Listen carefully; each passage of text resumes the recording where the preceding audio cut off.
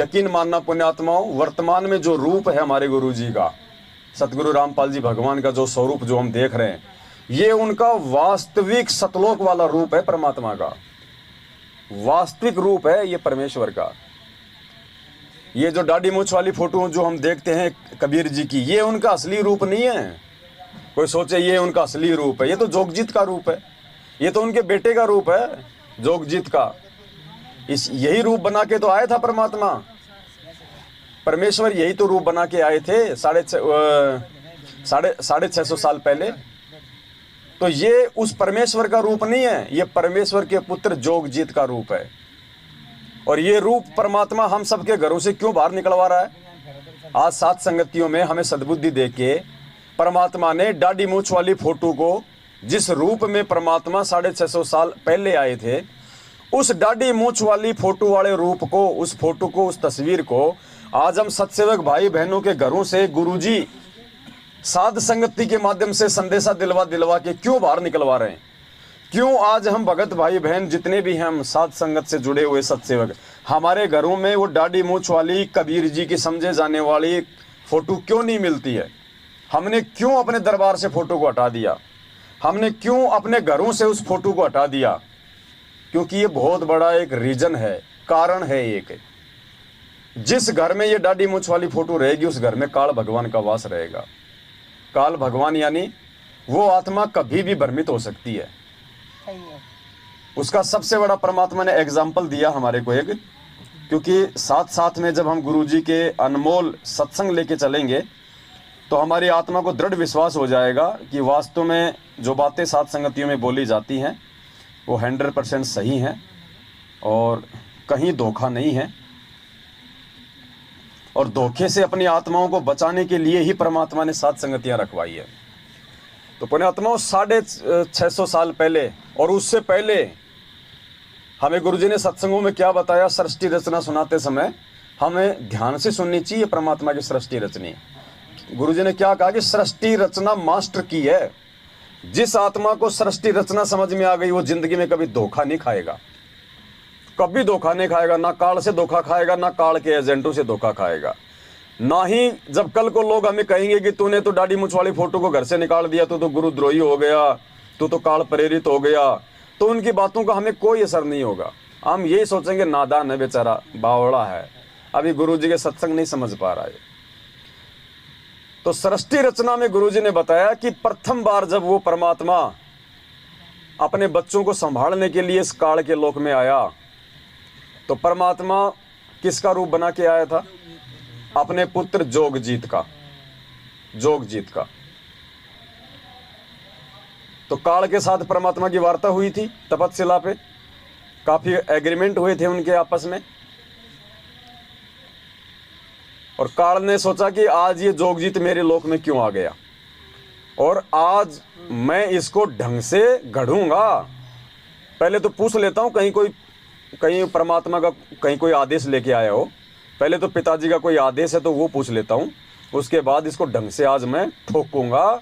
क्यों? क्योंकि इसने मुझे सतलोक से, क्योंकि परमात्मा ने जब काल भगवान को सतलोक से यहाँ बाहर भेजा था तो परमात्मा ने अपने पुत्र जोगजीत के रूप में ही भेजा था। जोगजीत के रूप में ही परमात्मा ने उसको 21 ब्रह्मांड, सतलोक से 21 ब्रह्मांड सहित यहाँ पे उसको निष्कासित किया था उसको। इसलिए वो अपने भाई को अपना दुश्मन मान रहा था और उसी रूप में परमात्मा फिर नीचे आ गया। तो उसने सोचा कि आज मेरे को अच्छा मौका मिल गया, आज इसको ढंग से गढ़ूंगा, लेकिन पहले कोई आदेश हो परमात्मा का वो ले लेता हूँ। बोला भाई जोगजीत कोई आदेश है तो सुना दे भगवान का, आज तेरी खैर नहीं है। अब उसको ये थोड़ी पता था कि जोगजीत रूप में उसका बाप है। तो काफी बातचीत हुई और जैसे ही वो परमात्मा को अपना भाई समझ के मारने लगा तो परमात्मा ने हमें उदाहरण दिया कि जब भी कोई आपत्ति आवे तो पुण्यात्मा तुम भी ऐसे ही जो भी मंत्र मिला हुआ उसका जाप करना। तो परमात्मा ने सतनाम का जाप कर दिया आप और हमें आज ये शिक्षा देने के लिए, समझाने के लिए। बाकी मालिक को क्या जरूरत है सतनाम का जाप करने की, लेकिन हमें परमात्मा एक पाठ पढ़ाते हैं कि पुण्यात्माओं कभी भी नाम दीक्षा लेने के बाद अगर ऐसे कोई काल का दाव लगे, कोई ऐसी कोई घटना, कोई अनहोनी हो जाए तो घबराना नहीं, डरना नहीं। परमात्मा ने जो मंत्र दे रखा है, चाहे प्रथम मंत्र है, सतनाम है, चाहे जो भी है, उसका सुमरण शुरू कर दो। वो आपत्ति तुम्हारी परमात्मा वहाँ से हटा देगा। तो परमेश्वर ने सतनाम का जाप शुरू किया तो काल एकदम से, जैसे परमात्मा कहते हैं किसी पक्षी के वो पंख काट दिए जाते हैं, उस प्रकार से उसकी हालत हो गई। और कहाँ तपतशिला सबसे ऊपरी भाग में और पाताल लोक में आके नीचे गिराओ। परमात्मा तुरंत आ गए नीचे, बोले चल बेटा वहीं बात करेंगे ऊपर। वापस ले गया उसको और वो परमात्मा के पैरों में गिड़गिड़ाने लगा और कहने लगा, भाई साहब आप बड़े हो, मैं छोटा हूँ, छोटे तो गलतियाँ ही कर देते हैं, बड़े तो माफ़ ही करते हैं। चापलूसी करने लगा। मालिक को तो पता था और काफ़ी बातचीत हुई आपस में। उसने कहा कि भाई आप नीचे जाओगे, जीवों को मेरा भेद बताओगे, सारे जीव सतलोक चले जाएंगे तो मैं क्या खाऊंगा यहाँ पे।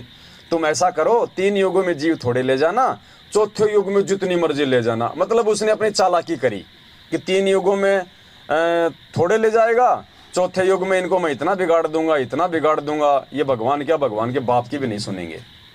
पत्थर पूजा में लगा दूंगा, उल्टी साधना में लगा दूंगा, दुनिया भर के विकार इनके अंदर मैं भर दूंगा। ये भक्ति को स्वीकार ही नहीं करेंगे, उल्टा भगवान को जूत मारेंगे जब वो आएगा। और देख लो आज वही हाल हो रहा है। तो उसने एक वरदान और मांगा था।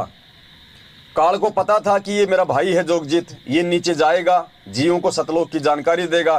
तो सतलोक की जानकारी देगा कैसे? ये गुरु बन के देगा, उनको नाम भी देगा। फिर तो क्यों ना मैं ये जोगजीत वाला रूप मांग लेता हूं भाई से कि मुझे आपका ये रूप दे दो, मुझे ये आशीर्वाद दे दो, मुझे ये वरदान दो कि मैं आपका रूप बना सकूं जीवों को ठगने के लिए, उसके जैसा रूप बना के। तो उसने परमात्मा से ये वरदान मांग लिया उस समय, अपने भाई, अपना भाई समझ के कि मुझे एक वरदान और दे दो कि मैं आपका रूप बना सकूं। तो परमेश्वर ने कहा कि तथास्तु, बना लेना मेरा रूप। जिसके पास मेरा असली शब्द होगा उसका तो कुछ बिगाड़ ही नहीं पाएगा। अब हम परमात्मा के मुख कमल से सुनेंगे, तब हमें विश्वास होगा कि काल भगवान ने अपने भाई जोगजीत का रूप बनाने का वरदान मांग रखा है।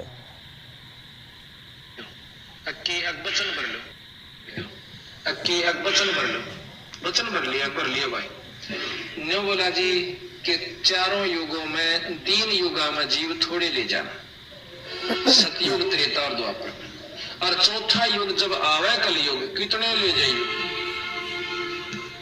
बोला वो बढ़िया डाई तलता। अच्छा भाई कोई बात नहीं। दूसरा ये है कि मैं आपका रूप बना सकूं, मैंने ये आज्ञा दे दो। तक बना लिए, तेरे रूप तक की आंट लगेगी। मेरे हंस के पास जिस पास नाम होगा तेरा रूप रह ही नहीं सकता उसके आगे।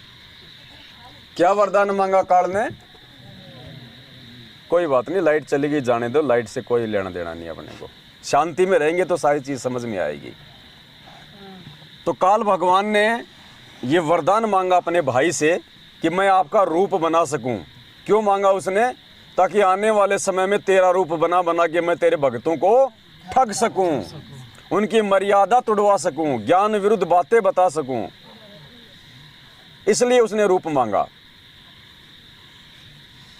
तो पुण्यात्माओं, 650 साल पहले जो आए थे परमात्मा डाडी मूछ वाले रूप में, वो जोगजीत वाला रूप था, परमात्मा के पुत्र का रूप था।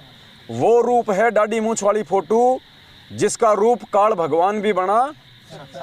इसलिए परमात्मा हमें ठगी से बचाने के लिए साध संगतियों के माध्यम से अपने बच्चों में सत्प्रेरणा की परमेश्वर ने कि बेटा अपने अपने घरों से इस डाडी मूछ वाली फोटो को बाहर निकाल दो। अगर ये फोटो तुम्हारे घर में रहेगी तो तुम मुझे तो मानोगे अपना गुरु और इस फोटो को मानोगे कबीर भगवान।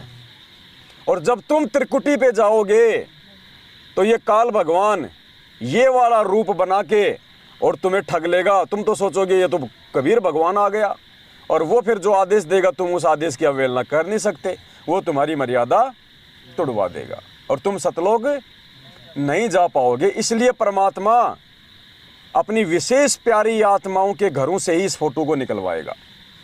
वर्तमान की बिचली पीढ़ी में इसी शरीर में रहते सहते जिन जिन आत्माओं ने मोक्ष प्राप्त करना है परमात्मा के आशीर्वाद से, उन्हीं आत्माओं के घरों से ये फोटो बाहर निकलेंगी, अन्यथा अन्य भक्तों के घरों से फोटो बाहर नहीं निकलेगी। क्योंकि इस फोटो को अपने घर से और दरबार से बाहर निकाले बिना हम अपने गुरुजी को कभी भी भगवान के रूप में स्वीकार नहीं कर सकते। क्योंकि आत्मा का एक पति होता है, दो पति नहीं होते। अगर आत्मा एक है तो उसका पति भी एक ही होगा, दो नहीं हो सकते। और यदि हम दो को पूजेंगे, नीचे गुरुजी की फोटो, ऊपर दाढ़ी मूछ वाले की फोटो, बताओ, नाम हमें गुरुजी दे रहे, ज्ञान हमें गुरुजी दे रहे, आशीर्वाद हमें गुरुजी दे रहे, अच्छे हमें गुरुजी लग रहे। अब दाढ़ी मूछ वाली फोटो को उनके ऊपर बैठा रखा हमने, क्यों भाई? जब हमारे परमात्मा हमारे गुरुजी है तो उस फोटो का हमारे जीवन में महत्व क्या रह गया? वो फोटो तो सिर्फ और सिर्फ हमारे को ठगने के लिए है।